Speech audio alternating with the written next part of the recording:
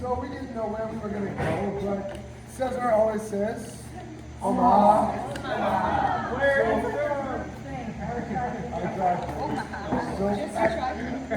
Caesar's our driver.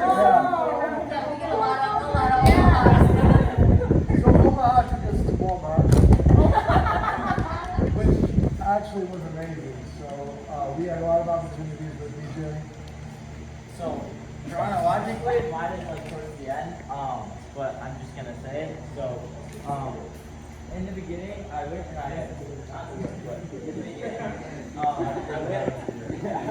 got to go pray for somebody, me and Josiah, and I just felt really discouraged from that because he wasn't receiving and he didn't really receive it. Right.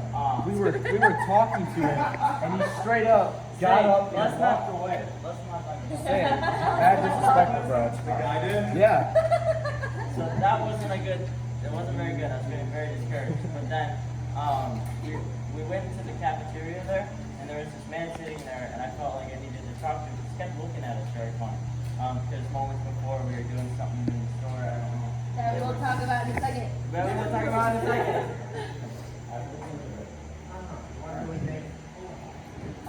So I got to go up to him and I talked to him. He spoke no English, so I was trying to use the translation of that for a while until Caesar was able to come.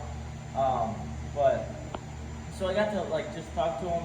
I figured out just a little bit, and then Caesar came and he shared his faith level and just how much he's a Christian. He was just sharing scriptures and he was really trying to encourage us, and I had to remind him like that I'm fear-filled and that I'm going with the Lord. So I dug deep a little bit more, and I found out that he doesn't go to church because of church hurt. So I was able to speak to him and just share with him like that, just like not every church, that they don't represent the whole church, the big capital C. And I got to share with him a little bit on offense, and I told him that he needs to find a church, and I asked him, what can I pray for you for? And he said, find a new church. So Caesar is connecting with him. He got his phone number and everything. And actually, there's a lot of connection between him and Caesar, like in the areas that they grew up and stuff. Or where My dad lives. Where my dad lives. Where his dad lived when he grew up. So it was really cool to see, and just now his wife and him. His wife was there too, surprisingly. But his wife and him are going to be probably going to connect it. Yes, I will. Wait, they have another one. They own a super bougie doggy Daycare, like grooming. grooming place. Okay. Yeah. Okay. Is that testimony one and this is two? Yes. Well, we forgot to open up with. Mess it up, I'm sorry. So this morning when we were praying to figure out where we were going to go, I felt like the Lord gave me a word that people were going to be saved, healed, and delivered.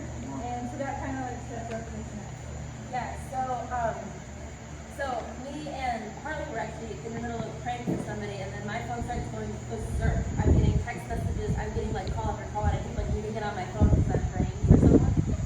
And then I look, and it's Caesar, trying to get a hold of me. And so, so I was like, okay. So our group of four, we walked back to the other side of Walmart, and then before I know it, Ashley is grabbing my hand and telling me, we're going to do this thing, and I'm like, I feel like you're speaking in tongues, I have no idea what you're talking about. And she's like, we're going to sing right now. And I'm like, oh. And there was like a karaoke man in the middle of Walmart, and he was letting us sing worship songs, which actually Jillian got to sing. Yeah, so basically Caesar comes up and says, come here, I need to show you the sky. And I was like, what do you mean, show me the sky? He's like, we're just going to go over and see the sky. And I was like, what do you mean? What are you? Trying to set her up, Caesar? No. His dad is a pastor. Hey. His dad is a pastor. He's a Christian. Go ahead. So, Being him would be a good catch. no, so basically, he had a mic and he was like, do music. So I was like, I don't know what you're wanting me to go over here and do, but I will walk with you. Because he was trying to get a picture of us. So we get over there and he's like, okay, what song are you singing? And I was like, I don't sing. And he was like, well, you're going to sing a worship song in front of everybody here. And I was like, no. And I Let me paint this. We are. Listen to him. Listen to him. We are like when you walk into Walmart, the main area. It's like where the greeters are. There's so a- it's the main Yeah. area of Walmart. There's a guy. He works for Walmart, but he was there on and representing a children's hospital here.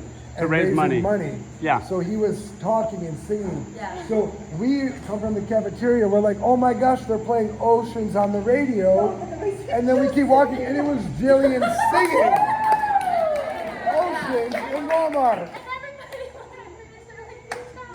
Yeah, and people were like legitimately worshiping. Yeah, we had one lady that was like, We were like, everybody, come on. So we were worshiping in Walmart. But it was really I tame. saw the video, he sent me the video, and I was like, Yeah. I didn't think Joe could sing like that. But then And I listened like, the dancing. There's dancing also. Dancing. So we ended up singing actually 2 worship songs in Walmart with his school, and then we went back to what we sing might get loud. It was great. So then we went back to Subway, which became our headquarters, I guess, because we just kept talking to people outside of there. And when we were kind of getting ready to leave, Tony and I had to go to the bathroom, but we couldn't because someone was cleaning it. So we just were walking back, and this girl approached us because she had a front row seat. She worked there, so she was actually like in the deli section watching the whole thing happen. And she was actually, someone told us later that she was actually like, she had her hands up, She was and like- was like waving her hands and stuff. But so she approached us, and she's just like laughing, like she's like not like in a mean way, but just joyfully. And I was like, wow, this girl's like filled with joy. So I just started like talking to her, and I asked her like, hey, like, do you go to church? And she's like, no, I had some really bad church hurt. And I was like, well, why? And she told me she needed prayer for what was it? It was a specific word. Yeah, it was enlightenment. It was enlightenment. And so I was like, okay, what am I dealing with? So I asked if she went to church. She said no, because of my thoughts, they kind of rejected me. They like pushed me out. And I was like, I'm so sorry. So I got to like witness to her like what a real church should be like.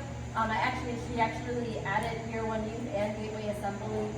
So like I want next people to get her connected. But I also told her about the churches we served with, and then we got to pray over her.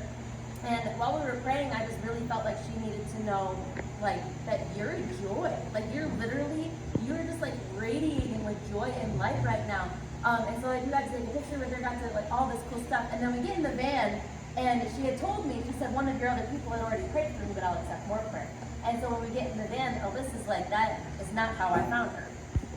no. So we went into the cafe to get a drink, and the lady that I went up to, I asked her if she spoke English. She spoke English, and I was just asking her. We were actually asking her where we could find some kids in the area, and I had asked her if she was a Christian. She said yes. She didn't go to church, but she asked her if she needed prayer for anything, and she said, I need prayer for my dark thoughts. And I was like, please elaborate. And she said, most people shouldn't have suicidal thoughts every day. And I told her my testimony about how I'd been in the LGBTQ community, and how I showed her scars and showed her where I tried to kill myself when I was there, and how I'd always had a void. I'd always had a hole that I tried to fill with all these other things, but it didn't work. So I was just so depressed all the time.